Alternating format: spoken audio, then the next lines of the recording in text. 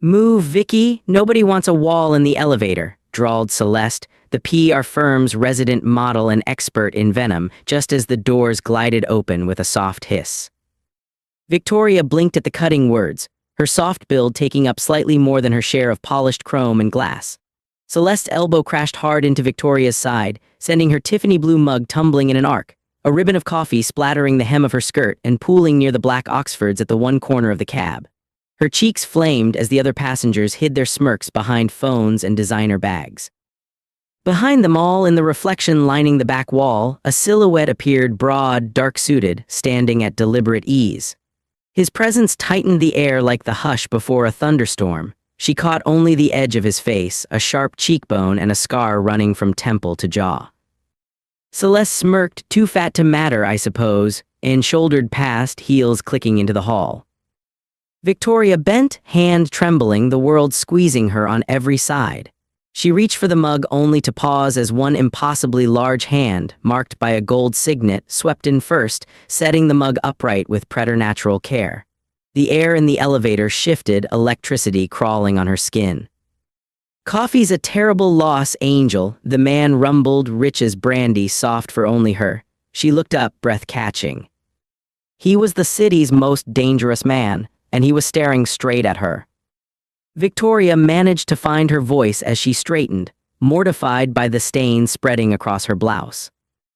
"I'm so sorry," she stammered, tucking a strand of hair behind her ear, keeping her gaze on the mug and not his eyes.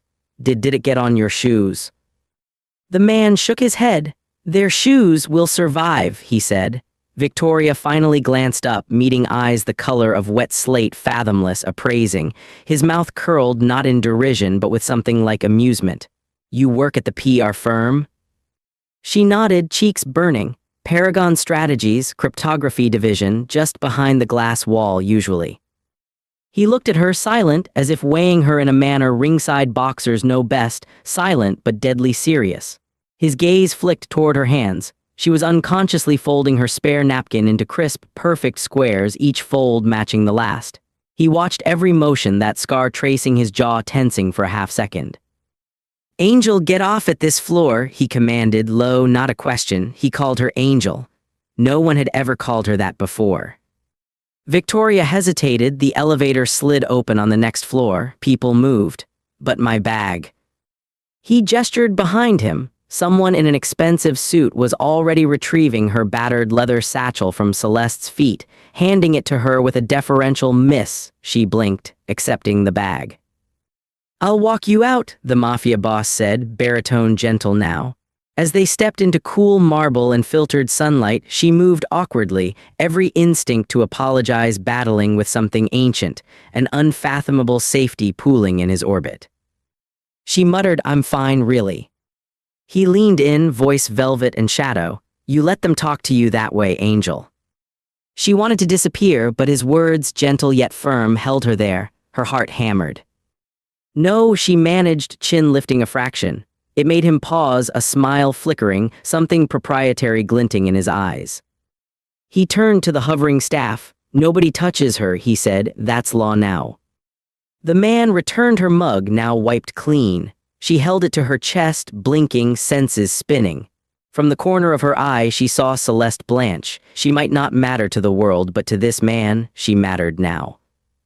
The next morning, Victoria sat at the 24th floor's conference table, typing with mechanical efficiency, when Celeste swept in trailing designer perfume and derision. "Thought you quit after yesterday's spill," Celeste sneered, dropping her Louis Vuitton on the table so hard it rattled the glass.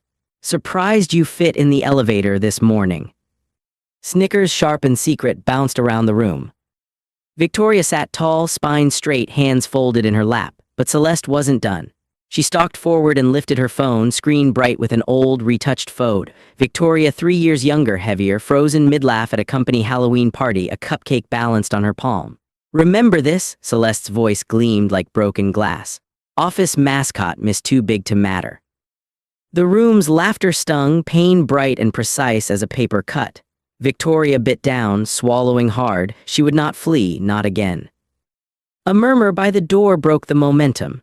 The Mafia boss, Lorenzo Cavallo, that was his name, and the stories whispered behind closed doors strode in, flanked by two steely-eyed men in black. The laughter evaporated. Every head, Celeste's included, spun to face him. Lorenzo's gaze flicked from the conference table to Celeste, ice hard. "Miss," he said, voice a scythe, "if you have business with my firm, handle it outside my presence." Celeste tried bravado, tossing her hair. "Excuse me." He cut her off. "You heard me, leave now." Even the building's CEO shrank. Celeste's bravado splintered, but she hissed again as she grabbed her phone. "He won't save you forever, Vicky. Even the Mafia can't fix ugly." Victoria's hand clenched, but she stared ahead. Lorenzo watched her, a strange calculation in his gaze. He moved to her side, not touching, but a wall between her and the world. At that second, Lorenzo's phone vibrated. He checked, his face stilled, voice dropping to a gravel whisper as he barked a command in rapid Italian. "Double the guard, don't let the Romano kid out of sight." His eyes stayed fixed on Victoria, even as urgent syndicate murmurs picked up behind him. She registered the shift, the sudden tension in the air, men glancing to the corners, hands brushing beneath suit jackets. He leaned in, voice for her alone. "Stay close, Angel, things are moving." Victoria summoned all her dignity. "I'm not a mascot," she said, each word deliberate, solid as a bishop locking the Black King. He nodded the barest smile. "Reckon you're not." The room dissolved behind them as he turned, gesturing for his men. "We're leaving, she comes with us." The glass doors shut out Celeste's last jibe. The drive to the Cavallo mansion carved a silent path through the heart of the French Quarter, between gaslight and ironwork, growing darker with every block. In an upstairs study, Lorenzo dismissed his men, locking the doors with a quick, businesslike twist. 2 heartbeats of silence. He poured dark espresso into twin porcelain cups, pushing one toward Victoria as she perched on a velvet chair near the window. He studied her, not prey, not a pawn, but with something half-wary, half-awed. "Who was she to you?" Victoria traced the cup's rim, nervous. "Co-worker, Celeste, PR darling, likes to prove who matters and who doesn't." She hesitated, but he waited. "She's always made sure I know I don't." He sipped, considering. "Your hands, how you fold, how you count steps. Chesswork," he said. "What's that about?" Her lips twitched, surprised, almost a smile. "It's easier to see the moves all at once, like a board. I played competitively before they said it took up too much space." Her words were brittle, but her head came up. "I stopped after college." He watched her jaw working. "You see ahead, 5 moves, you spot gaps." She shrugged, but he nodded as if confirming something vital. His phone buzzed again, a face on the screen, tense, speaking in code. "It's the Romano girl, rival family snatched her from the garden. We have maybe an hour." Victoria's pulse leapt. "You're going to get her back." "That's the plan, but there's a leak, someone on the inside feeding coordinates." He turned fully to Victoria. "Angel, I don't trust most people, but you, I need your read. Can you come with me?" She looked at him, searching. "Why me?" He set his cup down, fingers brushing her knuckles, a barely there touch, warm and jolting. "Because you see the whole board, and I trust you, Angel, only you." For the first time, the word didn't sting. It settled into her, sturdy as cathedral stone. Downstairs, the world shifted again, bodyguards snapping to attention. Lorenzo escorted her through gilded halls, her hand steady on his arm. Outside, at the curb, black SUVs waited. The city beyond buzzed with urgent energy she'd only glimpsed in spy thrillers and midnight disasters. "In the war room," he promised, "you stand next to me. No one else gets that close, Angel." She squared her shoulders, taller than before. The gates swung closed behind them as they sped to the Cavallo Syndicate's hidden stronghold. And every steel-eyed soldier in shadowed marble halls watched her pass, not as a joke or a wall, but as someone the boss had marked his own. The mansion's war room was unlike anywhere Victoria had ever been, ancient paintings competing with banks of monitors flashing real-time maps. Lorenzo, at the head of the wide table, barked orders as capos relayed updates. "Romano girl last seen at 1700 East River Pier. Green van, 2 men inside, 30 minutes until handover. Victoria scanned the screens, her eyes catching on patterns, the rhythm of radio calls matching not the family's, but frequencies she'd once memorized from her chess club's puzzles. One Lieutenant Costas turned to Lorenzo.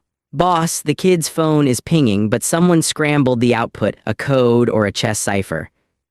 Lorenzo gestured Costas over. "Show her." Victoria leaned in, fingers trailing over a grid of symbols. To his credit, Costas looked dubious until Victoria began murmuring sequences. Black queen to e7, white bishop to b6. This isn't random, it's an opening. King's Indian defense reversed. Costas' eyebrows shot up. She continued, voice gaining strength, stepping into the room's blinding glare. "Whoever texted this scattered the message in chess moves. They're playing against themselves, trying to buy time or signal a fallback. Here, see this? The traitor is rerouting the cars, leading you to a dead end by the river. But if you flip the board, they're stalling for the rival family, not us." A hush rippled through the room. Costas, incredulous, turned to Lorenzo. "She's right. This trajectory, they plan to swap vans at the old sugar warehouse." Victoria faced Lorenzo, pulse steady. "They'll double back 2 more times. Next move, southeast exit, hidden in plain sight. You have 15 minutes. Lorenzo stared recognition, dawning fierce and proud. He'd put his empire in motion for less certain tips. His voice was possessive, bolder than before. "Only you saw it, Angel." Before Costas could move, heavy footsteps thundered from the corridor. The doors burst open, Celeste, impossibly, swept in, hands raised as if she belonged there. Behind her, a man Victoria recognized from the elevator lobby, one of the PR firm's clients, now brandishing a phone with the rival Mafia's crest etched into its case. Celeste's eyes flicked from Victoria to Lorenzo. "I'm not the enemy here," she insisted. "I never meant for anyone to get hurt, I just gave directions, that's all. It's business, right?" The so-called client sneered. "She led me straight to your fatty darling," he spat at Lorenzo, who had already crossed to stand protectively between them. Celeste paled as Lorenzo's voice dropped to 0. "You tried to buy syndicate trust with a girl's life, and you used my angel to get close." Costas intervened, cold-eyed. "Boss, we found Celeste's logs. She pinged her new friend every time Miss Victoria entered or left the elevator. She gave them access hours in advance." Victoria's head snapped up. "That's how they timed the kidnapping. You used my schedule." Celeste stammered, reaching for her old bravado. "I didn't know. She's always in the way. Too big to care. I made it easy, nothing more." The room tightened, a tempest gathering, every eye shifting to Victoria. She looked straight at Celeste, voice unwavering, strong as cast iron. "You lost, Celeste. I matter to the only one that counts." Lorenzo stepped forward, hand cupping Victoria's jaw, thumb gentle at her cheek. He spoke not to Celeste, but to the room, to the city. "She's the only one I trust. Touch her and you answer to me." No one questioned the sanction. Costas and 2 capos took Celeste and the client into custody, a fate more final than handcuffs. Victoria finally looked back at Lorenzo. His gaze was unguarded now, filled with awe and hunger both. She was no one's wall or mascot now. She was the queen on the board. Justice was swift, unmistakable. Celeste's betrayal, documented, irrefutable, delivered in live security feeds and schematics scrolled across mahogany desktops, secured her fate. The Cavallo lawyers, unblinking, pressed criminal charges and ensured she'd never again work PR, not in New Orleans, not anywhere. Her family's contract with Paragon Strategies dissolved in a single, icy phone call from Lorenzo. The rival operatives, cornered by Victoria's chessplay, were swept up by the police before sunrise. Costly enemies made pawns by a woman no one had ever thought twice about. That evening, in quiet that ached after the storm, Victoria found herself standing on the Cavallo Mansion's balcony, marigold lights pouring over her shoulders as New Orleans sang blues below. Lorenzo joined her, setting his glass aside, the city reflecting in his signet ring, his signature, his line in the sand. He turned, offering it. Not for marriage, not yet, for something larger: trust, power, partnership.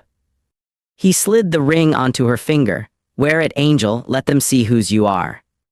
She faced him, something new blooming in her chest. No one moves me off the board ever again, Lorenzo. I make my own game. He gathered her close, one arm around her back, the other tipping her chin. The city's night was theirs. If you loved watching her transform from invisible to untouchable, hit that like button.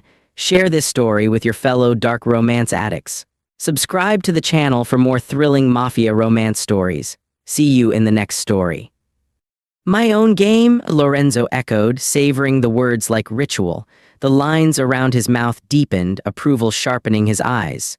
That's the only way I play, Angel. Victoria's fingers curled around the cool weight of the ring, her heart steady for the first time. The air hummed with possibilities. Below, the city yawned open, far enough that the old wounds, schoolyard taunts, Celeste's scorn, the suffocation of invisibility, seemed to belong to another lifetime. Now every choice felt like hers. She looked from the glittering skyline back to Lorenzo. So what happens now? I doubt your enemies give up after a single night. Lorenzo smiled, loose, dangerous. They know we can read their moves now. They'll regroup, try new angles, but they also know who stands at my right hand. I'd like to see them try. The door behind them creaked and Costas emerged, holding out a tablet. Boss, the Romano girl is secured. She's back with her family. They request to send gifts and also they want your Angel's help planning security for the spring gala. In their words, only the Cavallo Queen can outplay our rivals now. Victoria blushed but didn't flinch. Queen, that's a little much. Lorenzo's smile broadened. You earned it. Our partners know talent when it dismantles two criminal networks in one night. He brushed her arm, sparks trailed up to her throat. You up for that, Victoria, or do you want? For the first time, uncertainty flickered through the iron in his voice. To go back to your old life, you're safe to if you want ordinary. She stared past him through Costas to the marble floor. The memory of the glass-walled office and Celeste's laughter pressed against her like static. I don't think there's an old life left to go back to, she said softly. Celeste took care of that. The others will be scrambling, trying to fill the vacuum and soothe clients. She exhaled. I thought doing my work quietly was enough. That if I took up less space, people would allow me just to be, but all I did was let them think I belonged at the edge of things. Chess teaches you to see every piece, not ignore them. I'm not going back to a world that didn't see me. Lorenzo leaned closer, lips brushing the shell of her ear. Good, because I have no intention of letting you out of my sight.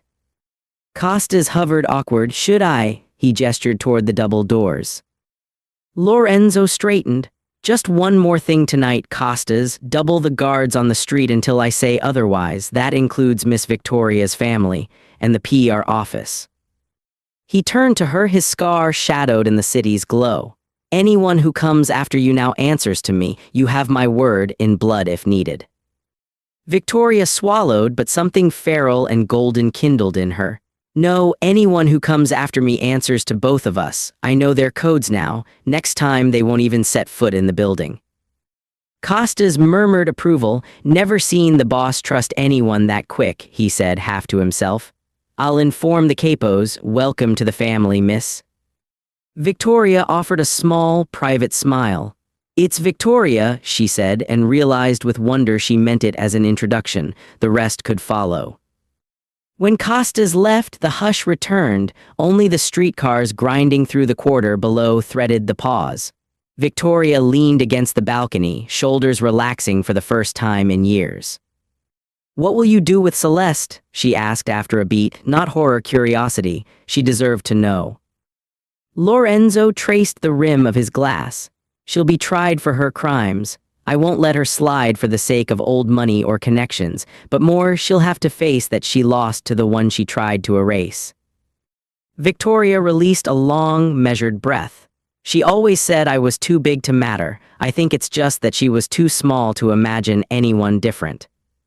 Lorenzo gave a low, rumbling laugh. Celeste never looked beyond face value. I built an empire for people who do. They underestimated you, Angel. I never will. He reached out, brushing his thumb along her jaw, his grip both command and supplication. Let me show you how life looks when it's built for a queen. She met his gaze, unflinching. On one condition, no hiding behind your name. If I'm to be at your side, it's as your partner, not a shadow, not a prize." The old shyness was utterly gone. She was all lines and light. He inclined his head, imperial but genuine. "Then come inside, Victoria. Walk the halls with me. Let my world be yours as much as you wish." She followed him, footsteps even, the ring solid on her hand. Inside, the mansion bloomed with lamplight, cavernous and alive. Staff bowed their heads as she passed. Something inside her unfurled, proud, satisfied. She was not the wall, she was the axis. In the study, Lorenzo poured a delicate glass of vintage liqueur, something honeyed and ancient. He handed it to her, their fingers meeting, slow and deliberate. "A toast," he said, voice thick with meaning. She lifted her glass, "To never folding for anyone smaller than my dreams." Lorenzo's eyes burned, "To the queen who decides which pieces stay and which go." They drank, the tension of a lifetime slid away. A quiet knock sounded, Costa's again, this time with a slim folder. "I apologize, but it's urgent. The PR firm wants a statement for the press and the partners. The old guard wants to spin the event so it all remains internal." But he hesitated, glancing from Lorenzo to Victoria. "Some of us feel you should decide whose version of the story wins." "Give it to me," Victoria said, her voice clearer than crystal. She flipped through the folder. Celeste's ugly campaign, her own personnel file marked with faint, belittling notes, the official line, "Minor incident handled internally." Lorenzo watched her over the rim of his glass. "Whatever you say becomes the truth, Angel. You can be silent, or you can end it for good." Victoria stood, taller than her years, the city and the future waiting. "I won't let them rewrite me out again," she said quietly. "Draft a statement from my desk, honest. I was undermined, sabotaged, made a target, all because I refused to exist on someone else's terms. The only reason I survived is because someone taught me to play the whole board." She handed the folder to Costas, who nodded, a little awestruck. "It'll be front page by morning, signed by Victoria Russo Cavallo," he said, anticipated, and she startled. "That's not," but she saw Lorenzo's sly little smile. "You own your name now," he said. "Use it how you see fit." The formalities ended there. The world could spin as it pleased. Inside the mansion, dawn crept in with promise. 2 months later, the gala unfurled beneath the high chandeliers.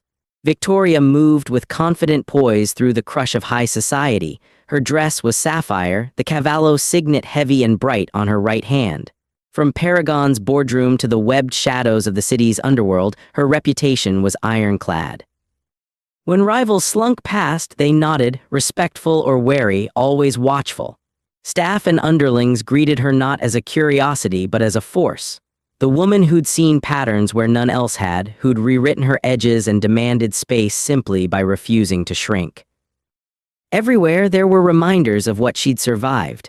At one table sat the CEO who'd never spoken her name, nearby a former classmate who suddenly remembered her potential. She smiled at them all, polite, reserved, but just dangerous enough. Lorenzo cut a path to her through the crowd, pausing at her side as the orchestra sweetened the air. "You look like you own the room," he murmured, his arm slipping around her waist. She tiptoed, whispering back, "It's easy when I know the board is mine." He laughed, soft for her alone, just audible over the music. "You're everything I never expected, everything I want. The city will have to grow big enough to hold us both." She touched his scar, reverent, "Let it try." Together, they stepped out onto the terrace as the city's lights blinked approval below. Victoria, who had lived so long in shadows, now blazed. The world saw her and could never again look away. Because some angels were carved not for flight, but for the throne. And Victoria, queen of the board and beating heart of the Cavallo Empire, had learned the real checkmate, letting herself matter on her own terms forever. Soft spring air drifted over the terrace, ruffling a loose strand of Victoria's hair. Laughter and music from the gala inside shimmered like a second pulse behind the thick glass doors. Lorenzo's hand rested at her waist, steady, certain. But it was her voice, warm and unafraid, that broke the hush. "Do you think," she asked gently, "the city will ever see me as more than just your miracle?" Lorenzo tilted his head, searching her face for hesitation. They'll see what you show them, Angel. Some will only see the ring, some will look deeper if you let them, but you call the terms. She smiled, tracing one thumb across his knuckles. Then let's give them a story they can't ignore. From behind, Costa's quiet knock on the terrace rail announced him. Sorry, boss, Victoria, the press is inside. They'll want a photo, maybe two. His eyes shone with something she'd once mistaken for suspicion but now recognized as respect. Lorenzo glanced at her, seeking silent permission. Victoria drew herself tall. I want them to take it. No more shadows, Costas, bring them out. Costas disappeared with a low, as you wish. Inside, a chrome flashbulb caught on her signet as she entered. Murmurs danced along the walls. That's her, and never seen Cavallo look at anyone like that. Victoria met each lens head-on, their questions rolling harmlessly off as she answered in her own words, direct, sharp, and true. She saved my life, Lorenzo announced, no embellishment, just fact, and changed this syndicate's future. Victoria didn't shrink. I just saw the moves no one else bothered to look for. I listened, and I stood up for myself and for everyone who ever thought they needed to disappear just to survive here. A hush thick and reverent settled over the room. The CEO looked away. The old guard exchanged nervous glances, but a new crowd, young, watchful, plotting better futures, moved forward asking her advice on strategy, on courage. Later, on the darkened balcony once more, Victoria leaned into Lorenzo's side, exhaustion and joy tangling easy in her chest. You made them see me, she said softly. Lorenzo pressed his mouth to her temple, careful, fierce as promise. No, Angel, you made them see you. My power only mattered because you claimed your own. She tipped her head back, catching the first blushes of dawn above the quarter. Then let them watch. I've only just begun. From below, a streetcar bell chimed, the first note of the new day, ringing clean as victory. And in that moment, Victoria knew the city was watching, yes, but it was she who, at last, would decide every move.